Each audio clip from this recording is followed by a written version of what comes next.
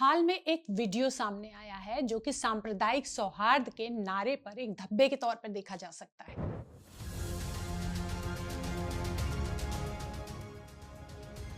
असम के मुख्यमंत्री हिमंता बिस्वा शर्मा का भाजपा के आधिकारिक हैंडल से साझा किया गया ये वीडियो दंग करने वाला है। और उससे भी अधिक हैरान करने वाली बात है, अब तक कोर्ट ने इसका संज्ञान नहीं लिया है। इस पर कोई प्रतिक्रिया नहीं आई है उस रूप में। सवाल ये है कि ऐसी मानसिकता वाली पोस्ट देश के लोकतांत्रिक ढांचे पर एक सीधा प्रहार नहीं तो और क्या है। जब एक संवैधानिक पद पर बैठा व्यक्ति गोली और जनसंहार जैसी बातें करता है, उस मानसिकता को हवा देता है, तो वो सीधे तौर पर उस संविधान की गरिमा को चुनौती देता है जिसकी सुरक्षा की उसने शपथ ली थी। उस शपथ का ये खुला उल्लंघन है जिसमें संविधान मुख्यमंत्री को ये जिम्मेदारी देता है कि बिना किसी भय, पक्षपात, अनुराग या द्वेष के सभी नागरिकों के प्रति समान न्याय करेगा। लेकिन यहाँ ये देखने को मिल रहा है कि सत्ता का उपयोग किसी विशेष समुदाय के खिलाफ डराने, धमकाने और नफरत फैलाने के लिए किया जा रहा है। क्या ये करने के बाद भी सत्ता को लोकतंत्र के रक्षक की भूमिका में देखा जाएगा या फिर उसके अपराधी के तौर पर? आखिर एक राष्ट्र राज्य के तौर पर किसी भी देश की पहली जिम्मेदारी, उसका पहला कर्तव्य क्या होता है?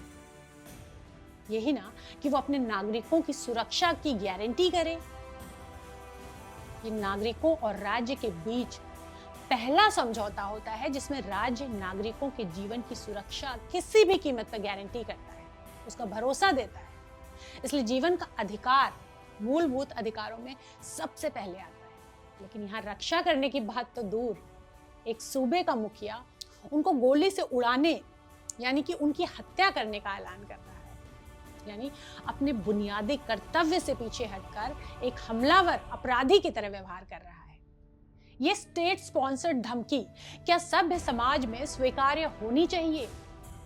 सुप्रीम कोर्ट ने कई बार स्पष्ट किया है कि हेट स्पीच के मामलों में पुलिस को बिना किसी शिकायत का इंतजार किए एफआईआर सीधे दर्ज करनी चाहिए।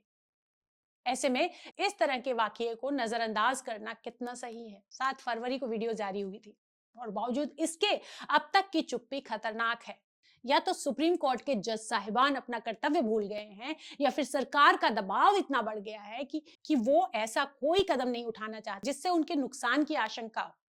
यानी संज्ञान ना लेने का मतलब है एक संस्था के तौर पर सुप्रीम कोर्ट जरूर अपनी बची खुची साख भी खो देगा। क्या कानून केवल आम नागरिक के लिए है? ये सवाल उठता है। क्या संवैधानिक पदों पर बैठे लोगों को नफरत फैलाने का विशेषाधिकार प्राप्त है? जाहिर सी बात है, नफरत की ये आग किसी एक समुदाय तक सीमित नहीं रहेगी। और ऐसे में देश की एकता, अखंडता, उसे बचाना कितना मुश्किल हो जाएगा, इसका अंदाजा शायद इन लोगों को अभी नहीं है। मुख्यमंत्री का ये वीडियो उस समय का बताया जा रहा है जब ढालपुर में बेदखली यानी कि इविक्शन की कार्रवाई चल रही थी। वीडियो में के साथ जो संदेश और जो उसमें आक्रामकता है वो किसी भी सभ्य समाज के लिए चिंता का विषय है। एक निर्वाचित मुख्यमंत्री का ऐसा करना और फिर ऐसी पोस्ट साझा करना जिसमें राज्य की शक्ति का प्रदर्शन एक खास वर्ग विरुद्ध होता दिख रहा है, राजनीति के किस स्तर पर जाने का संकेत है। जिस तरह की ये घटना है उसमें सीधे सुप्रीम कोर्ट को बिस्वा शर्मा की बर्खास्तगी का फरमान जारी करना चाहिए और फिर उनके खिलाफ देशद्रोह से लेकर अपनी शपथ का खुला उल्लंघन की तमाम धाराओं के तहत केस चलाकर इस तरह की सजा दी जानी चाहिए जिससे आइंदा इस तरह के पद पर बैठा शख्स ऐसी कोई हिम्मत ना कर सके। बिस्वा शर्मा तो हेट स्पीच के मास्टर हैं। उनका कोई भाषण उसके बिना खत्म ही नहीं होता। अक्सर उनका पूरा का पूरा भाषण इस बात पर केंद्रित होता है कि कैसे सूबे में सांप्रदायिक उन्माद पैदा किया जाए। इतिहास उठाकर देख लीजिए, जब भी सत्ताधारियों ने विभाजनकारी विमर्श यानी कि डिवाइसिव डिस्कोर्स का सहारा लिया है, समाज की नींव कमजोर हुई है।